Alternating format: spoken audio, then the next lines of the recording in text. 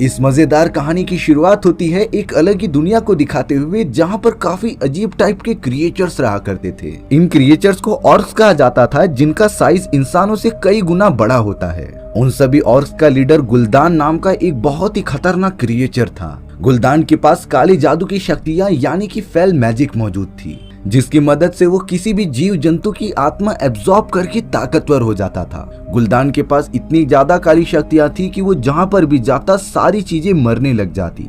सारे क्रिएचर्स की प्रजाति गुलदान के ही कहे गए नियमों का पालन करती थी। गुलदान की इन्हीं काली शक्तियों की वजह से उनका प्लेनेट पूरी तरीके से तबाह होने जा रहा था। इसीलिए अब गुलदान एक दूसरे प्लेनेट की तलाश कर रहा था, जहां पर वो अपनी सारी प्रजाति को लेकर जा सके।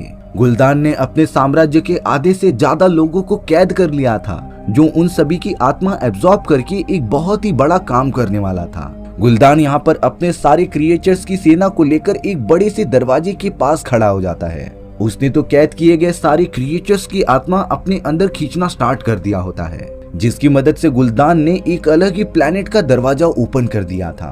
अब एक एक करके सारे क्रिएचर्स उस पोर्टल में से दूसरी तरफ जाने लगते हैं। ये प्लेनेट और कोई नहीं बल्कि हमारी पृथ्वी थी, जहां अब उन सारे क्रिएचर्स की प्रजाति की एंट्री हो चुकी होती है। गुलदान और उसके बाकी सेना इसीलिए खुश हो रही थी कि आखिरकार उन्हें एक दूसरी जगह मिल गई, जहां पर वो अपना राज फिर से कर सकते हैं। पर तभी गुलदान को पता चला कि ड्यूरेथन नाम के एक सेनापति की वाइफ बहुत ही ज्यादा प्रेग्नेंट है। इसीलिए अब गुलदान ड्यूरेथन की वाइफ की मदद करने लगता है। लेकिन अफसोस की बात यह होती है कि ड्यूरेथन की वाइफ का बच्चा मरा हुआ निकलता है। ड्यूरेथन की वाइफ इस बात से बहुत ही ज्यादा रोने लगी थी। पर तभी ड्यूरेथन अपनी काली शक्तियों का यूज करके वहां पर मौजूद एक हिरण की आत्मा एब्जॉर्ब कर लेता है और उसे मरे हुए बच्चे के अंदर डाल देता है। कुछ देर बाद तो वो बच्चा वापस से जिंदा हो गया था। ड्यूरेथन और उसकी वाइफ के साथ साथ पूरी सेना भी बहुत ही ज्यादा खुश हो जाती है। अब हमें उसी जंगल के पास ही में मौजूद एक बड़े से साम्राज्य को दिखाया जा रहा था, जहाँ के सैनिकों की लीडर का नाम लूथार होता है। लूथार को खबर मिलती है कि जंगल में बहुत सारे इंसान अचानक से मारे जा चुके हैं और उनकी डेड बॉडीज को एक जगह पर जमा करके रखा गया है। इसीलिए लूथार अपनी जांच पड़ताल करने के लिए उस जगह पर चला जाता है। कमरे में इंटर करने के बाद लूथार ने देखा कि वहाँ पर तो एक आदमी पहले से ही मौजूद है, जो एक जादूगर था। लूथार तुरंत ही उस घुसपैठियों को पकड़कर पूछता है कि आखिर तुम यहाँ पर क्या कर रहे हो। लेकिन वो जादूगर, जिसका नाम एडगर था, वो बता रहा होता है कि मैं तो सिर्फ यहाँ पर जांच करने आया था, और अगर आप मुझे छोड़ दोगे तब मैं इन मरे हुए लोगों को देखकर बता सकता हूँ कि आखिर इनकी मौत कैसे हुई। तब जाकर लूथार एडगर को छोड़ता है। एडगर ने तो तुरंत ही उस आदमी की डेड बॉडी को देखना स्टार्ट कर दिया था, पर जैसे ही वो उसके मुंह के रास्ते को ओपन करता है, उसमें से ग्रीन कलर की एनर्जी बाहर निकल रही थी। एडगर इन सारी बातों को पूरी तरीके से समझ चुका था, लेकिन ये फेल मैजिक करने के लिए बहुत ही ज्यादा ताकत की जरूरत पड़ती थी। आखिर इसे किसने किया होगा, इसका बिल्कुल भी आइडिया नहीं होता। लूथार ने ये सारी बातें अपने राजा को जाकर बता दी होती हैं। राजा इन काले जादू की शक्तियों को अंडर एस्टिमेट नहीं कर सकते थे। इसीलिए राजा ने लूथार और एडगर को आदेश दिया कि तुम दोनों मैडियो के पास चले जाओ। मैडियो भी एक जादूगर होता है जो इस पूरे साम्राज्य का रक्षक था। इसीलिए अब बिना टाइम वेस्ट किए लूथार और एडगर एक बड़े से पंछी के ऊपर बैठकर निकल पड़ते हैं मैडियो के पास। कुछ ही घंटों के अंदर ही अंदर वो दोनों मैडियो के बड़े से महल में पहुंच गए थे। यहाँ लूथार मैडियो को सारी बातें सच सच बता रहा होता है, और वहीं एडगर नीचे लाइब्रेरी में कुछ किताबें ढूंढ रहा था। मैडियो को ये बात बहुत ही ज्यादा अजीब लग रही थी, इसीलिए उसने कहा कि हमें वहां जाकर चेक करना पड़ेगा। वहीं एडगर घूमते घूमते एक ऐसी अनोखी किताब के पास पहुंच गया था, जिसे टच करने पर उसके हाथ पर लगा एक सिंबल चमकने लगता है। एडगर को भी नहीं समझता कि आखिर ये जादुई बुक किस काम आती है, इसीलिए अब एडगर ने उस बुक को अपने पास रख लिया था। अब यहाँ मैडियो लूथार और एडगर को लेकर उस जंगल में आ जाते हैं, जहाँ पर इंसानों की डेड बॉडीज मिली थी। मैडियो तो चारों तरफ घूमकर उन काली शक्तियों को बारीकी से देख रहा होता है। तभी मैडियो को पेड़ पर लगा हुआ ग्रीन पदार्थ दिखाई देता है, जो और कुछ नहीं बल्कि काला जादू यानी कि फेल मैजिक था। इन सारी बातों के बारे में मैडियो को सब कुछ पता चल चुका था। पर तभी अचानक उस जगह पर क्रिएचर्स की एक छोटी सी टुकड़ी उन सभी के ऊपर हमला करने लग जाती है। उन सभी में ड्यूरेथन भी शामिल होता है। क्रिएचर्स इंसानों से इतने ज्यादा बड़े थे कि वो उन सभी को मारते हुए आगे बढ़ते जा रहे होते हैं। लेकिन यहाँ मैडियो के पास बहुत सारी जादुई शक्तियाँ मौजूद थी, जिसकी मदद से वो आसपास मौजूद क्रिएचर्स को लगातार मारने लग जाता है। जो क्रिएचर्स मैड्यू के स्पेल के सामने आ रहा था वो अपनी जान गंवा बैठ रहा था। कुछ क्रिएचर्स तो वहाँ से डर कर भागने लग जाते हैं। ड्यूरेथन ने भी वहाँ से जाने का डिसाइड किया। तभी ड्यूरेथन देखता है कि गरुणा जो उसी के टीम मेंबर थी वो एक जाल में फंस चुकी होती है। इसीलिए ड्यूरेथन ने गरुणा को आजाद कर दिया होता है। लेकिन थोड़ी दूर जाने के बाद ही गरुणा को एडगर ने अपनी जादुई शक्ति में फंसा लिया होता है। बाकी सारे क्रिएचर्स वहाँ से भाग चुके थे, सिर्फ गरुणा ही फंस जाती है। अब लुथार, मैड्यू, एडगर गरुणा को लेकर राजा के महल में आ गए थे। गरुणा से पूछने पर वो अपने दुनिया के बारे में बताती है कि वो सब बहुत ही खतरनाक क्रिएचर्स हैं। वो गुलदान के बारे में बताती है जिसके पास काली जादू की शक्तियां यानी कि फेल मैजिक मौजूद थी। वो सभी जिंदा जीवों की आत्मा एब्जॉर्ब करके अपनी ताकत बढ़ाता था, लेकिन उन काली शक्तियों की वजह से हमारी पूरी दुनिया बर्बाद होने लगी। इसीलिए हम एक जादुई पोर्टल ओपन करके तुम्हारी पृथ्वी पर आ गए। हमारी आधी सेना तो पृथ्वी पर आ चुकी है, लेकिन गुलदान का प्लान है कि वो बाकी सेना को भी पृथ्वी पर लेकर आ जाएगा, जिससे कि हम पृथ्वी पर मौजूद सारे जीव जंतुओं को खत्म करके इसे अपना घर बना लेंगे। राजा गरुणा से कह रहे थे कि तुम हम सब की मदद करो पृथ्वी को बचाने के लिए, इसके बदले हम तुम्हें जिंदा छोड़ देंगे। गरुणा पता नहीं क्यों इस बात के लिए जल्द से जल्द मान जाती है। उसने राजा का साथ देने के लिए हाँ कर दिया था। अब वो सारे क्रिएचर्स गुलदान के पास पहुंच चुके थे, जो उन सभी से बहुत ही ज्यादा गुस्सा था। उन क्रिएचर्स की टीम का चीफ कमांडर जिसका नाम ब्लैक हैंड होता है, गुलदान उसी को ही दोष दे रहा था कि तुम्हारी वजह से ही आज हमारी टीम हारी है। इसीलिए अब गुलदान ने ब्लैक हैंड को सजा के तौर पर अपने आप को फेल मैजिक के अंदर मारने के लिए कहा था। ब्लैक हैंड मजबूरी में अपना हाथ फेल मैजिक के अंदर डाल देता है, जिससे उसकी बॉडी पूरी तरीके से डिस्ट्रॉय होने लगी थी। पर तभी ड्यूरेथन ने ब्लैक हैंड का हाथ ही काट दिया था, जिससे कि फेल मैजिक का श्राप वहीं पर खत्म हो गया। गुलदान ड्यूरेथन की इस बात से बहुत ही ज्यादा गुस्सा होता है, लेकिन ड्यूरेथन ने गुलदान को समझाया कि हमारे साथी पहले से ही बहुत ज्यादा कम हैं और हमें जितना चाहे अपने आप को बचाना होगा। अब यहाँ से ड्यूरेथन समझ चुका था कि इन सारी चीजों की जड़ गुलदान है। गुलदान ने ही अपनी काली शक्तियों की मदद से हमारी दुनिया को डिस्ट्रॉय किया और अब वो पृथ्वी को भी इसी तरीके से डिस्ट्रॉय करना चाहता है। ड्यूरेथन ने अपनी वाइफ को बता दिया था कि मैं इस जंग में इंसानों का साथ दूंगा, क्योंकि मैं नहीं चाहता कि इंसानों की दुनिया खत्म हो। अब हमें एडगर दिखाया जाता है जो उस मैजिकल किताब को पढ़ रहा था। किताब के अंदर लिखा होता है कि जो चीज जन्मी है उसे खत्म होने का पूरा अधिकार है और वो अंत में खत्म हो ही जाएगी। अब अगले दिन गरुणा मैड्यू और उसके साथियों को लेकर चली गई थी वो जगह दिखाने के लिए जहाँ पर गुलदान ने अपनी पूरी सेना को जमा करके रखा था। गरुणा ने बताया कि गुलदान जल्द से जल्द बहुत सारे इंसानों को जमा करके उनकी आत्मा एब्जॉर्ब करेगा और उस पोर्टल को ओपन करके अपनी बाकी सेना को भी पृथ्वी पर बुला लेगा। मैड्यू भी समझ गया था कि इन सारी चीजों को हल्के में नहीं लेना चाहिए, इससे पूरी इंसानी प्रजाति पर प्रभाव पड़ सकता था। पर तभी अचानक उस जगह पर ड्यूरेथन आ जाता है, जिसने कि एडगर को पकड़ लिया था। ड्यूरेथन मैड्यू से कहता है कि मैं इंसानों की मदद करना चाहता हूँ, इसलिए तुम अपने राजा से कह दो कि कल काली घाटी के यहाँ पर मुझसे आकर मिले। मैड्यू, गरुणा और बाकी सब जल्द से जल्द राजा के पास पहुँच जाते हैं। ये बात पता चलने पर राजा ने डिसीजन लिया कि वो ड्यूरेथन से बात करने जरूर जाएगा।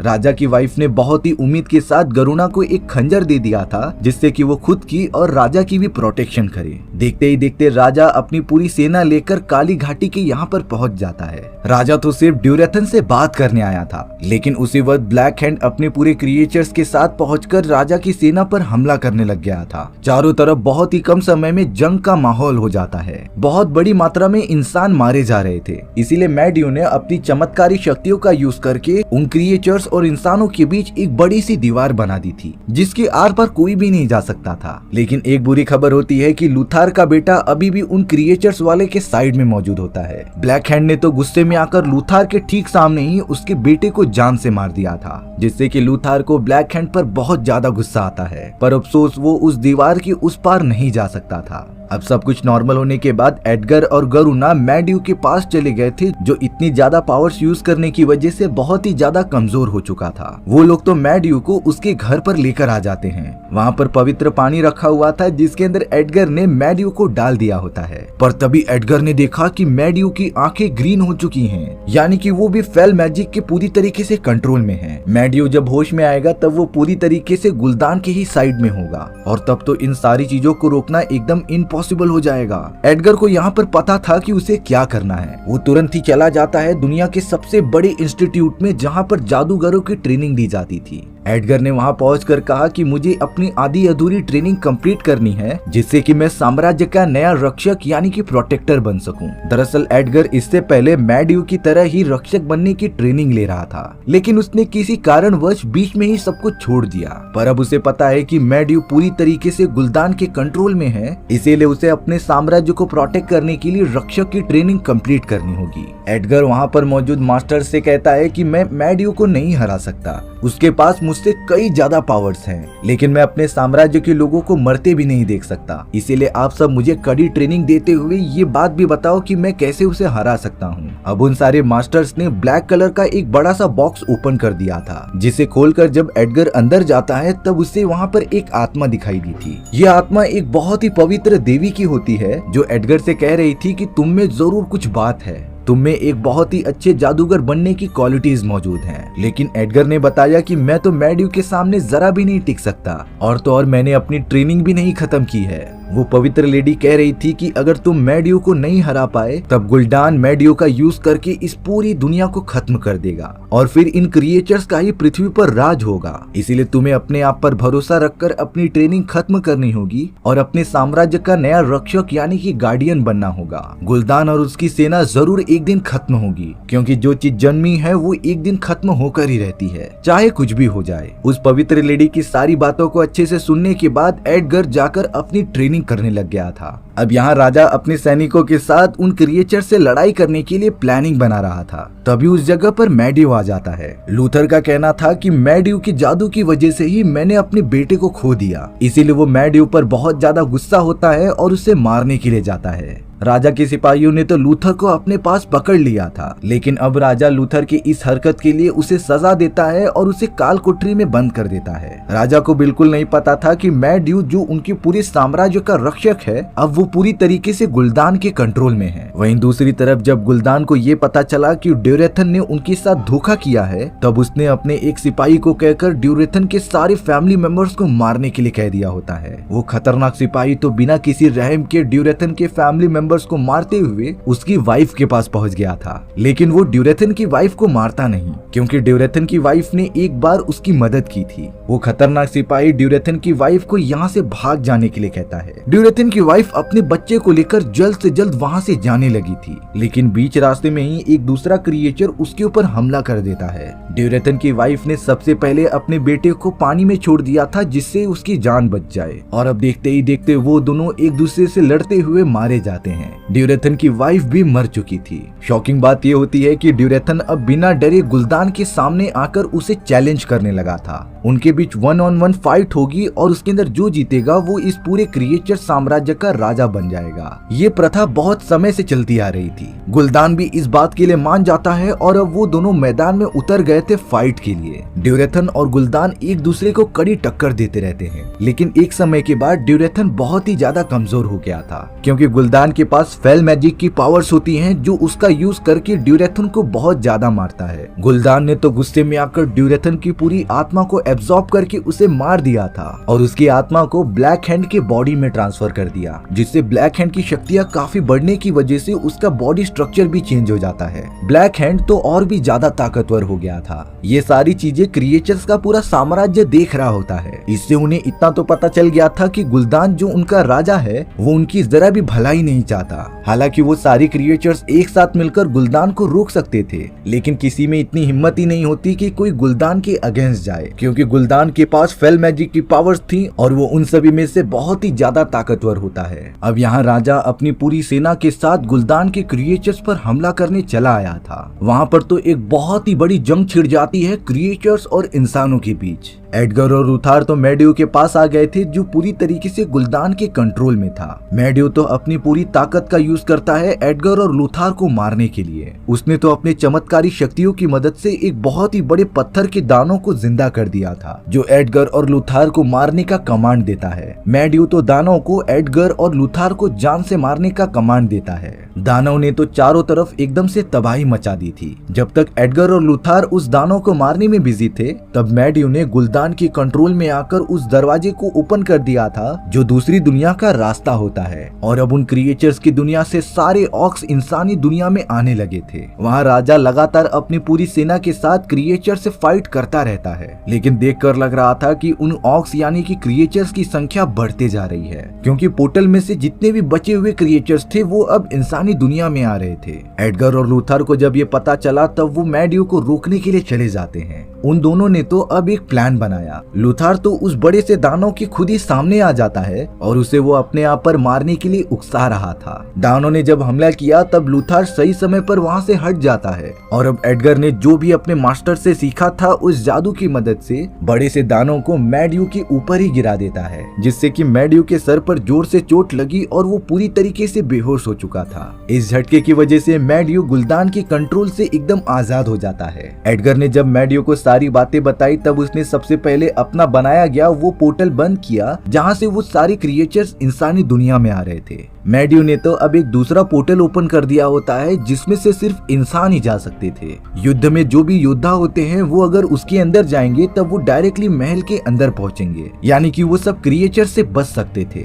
इसीलिए अब राजा अपने सैनिकों को कहता है कि तुम सब पोर्टल में से उस तरफ चले जाओ। राजा समझ गए थे कि ये काम मैड्यू का ही हो सकता है, लेकिन बुरी खबर तब हुई जब मैड्यू इतना ज्यादा कमजोर हो चुका था कि वो अपनी जान ही छोड़ देता है। मैड्यू अब मर चुका था, जिसकी वजह से वो पोर्टल भी बंद हो जाता है। बहुत सारे सिपाही महल के अंदर पहुंच चुके थे, लेकिन राजा और कुछ लोग वहीं पर रह जाते हैं। उन्हें अब इतने सारे क्रिएचर से अकेले ही लड़ना पड़ेगा। अब यहाँ पर राजा ने गुल्दान की सेना को हराने के लिए थोड़ी दूर की सोची। राजा गरुणा से कहते हैं कि अगर तुम हमारे साथ हो तो मैं जैसा कहता हूँ वैसा करो। राजा गरुणा से बोल रहे थे कि तुम मुझे जान से मार दो, तुम अगर मुझे मारोगी तभी तुम गुल्दान की नजर में उसकी टीम में शामिल हो पाओगी, जिसके बाद तुम गुल्दान की सेना में ही शामिल रहकर हम इंसानों की मदद करना। हालांकि गरुणा ऐसा बिल्कुल भी नहीं करना चाहती थी, लेकिन राजा ने बहुत बार फोर्स किया, तब जाकर गरुणा ने रानी द्वारा दिए गए खंजर से राजा को मार दिया था। राजा के मरने पर सारे क्रिएचर्स को ये बात पता चल गई होती है। सभी लोग राजा की डेड बॉडी गुल्दान के पास लेकर जाते हैं और ये बताते हैं कि गरुणा ने इसे मारा। गुल्दान तो गरुणा के इस काम से बहुत ही ज्यादा खुश होता है। गुल्दान ने तो गरुणा को अब ड्यूरेथन की पोजीशन दे दी थी, यानी कि अब वो भी इन सारे क्रिएचर्स की सेनापति है।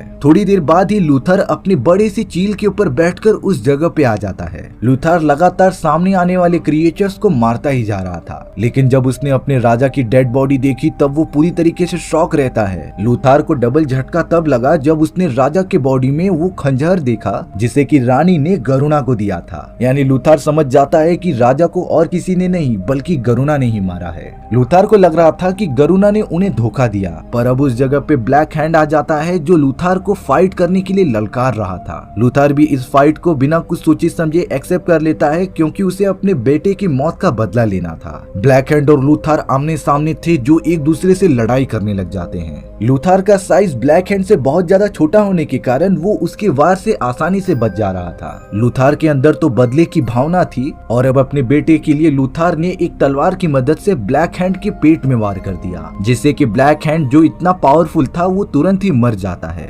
गुल्दान ये देखकर बहुत ही गुस्सा हो गया था। उसने अपनी सेना से कहा कि तुम सब लूथर को जान से मार दो, लेकिन उन क्रिएचर्स यानी ऑक्स की सेना ऐसा बिल्कुल भी नहीं करती। उनका मानना था कि जब भी फाइट के अंदर कोई भी जीतता है उसे तो सम्मान पूर्वक यहाँ से जाने दिया जाता है। इसीलिए अब उनमें से कोई भी क्रिएचर लूथर को हाथ नहीं लगाता और लूथर राजा की डेड बॉडी को लेकर अपने बाज पर बैठे हुए वहाँ से निकल गया था। लूथर लगातार गरुणा को ही देखता जा रहा था, क्योंकि उसने हमारे पूरे साम्राज्य को धोखा दिया था। पर लूथर को इस बारे में बिल्कुल नहीं पता था कि राजा ने ही गरुणा को ये करने के लिए कहा था। अब लूथर अपने साम्राज्य में वापस आ जाता है, जहाँ उसने अलग अलग किंगडम्स के राजाओं को आमंत्रित किया था। राजा के मरने के बाद साम्राज्य का नया किंग लूथर को ही बना दिया गया था। लूथर तो सारे किंगडम के राजाओं के साथ मिलकर प्लान बनाता रहता है इन क्रिएचर्स को खत्म करने के लिए। वहीं बैटलफील्ड में एक दूसरे क्रिएचर ने ड्यूरेथन की डेड बॉडी से उसका एक दांत निकाल लिया था। उस क्रिएचर ने डिसाइड किया कि वो ड्यूरेथन के बेटे को उसके फादर का दांत देगा और बताएगा कि तुम्हारे फादर कितने ज्यादा महान थे। वहीं हम ड्यूरेथन के बेटे को देखते हैं जो नदी के रास्ते से बहते हुए काफी दूर तक पहुंच चुका था, लेकिन कुछ देर बाद उसे एक इंसान उठाकर पालने लग जाता है। और इसी सस्पेंस के साथ हमारी ये कहानी यहीं पर खत्म हो चुकी थी। सो व्यूअर्स, आपको ये स्टोरी कैसी लगी कमेंट सेक्शन में बताना भूलना मत। और अगर आपको मेरा एक्सप्लेनेशन 1% भी अच्छा लगा होगा ना, तो वीडियो को लाइक एंड चैनल को सब्सक्राइब जरूर कर देना।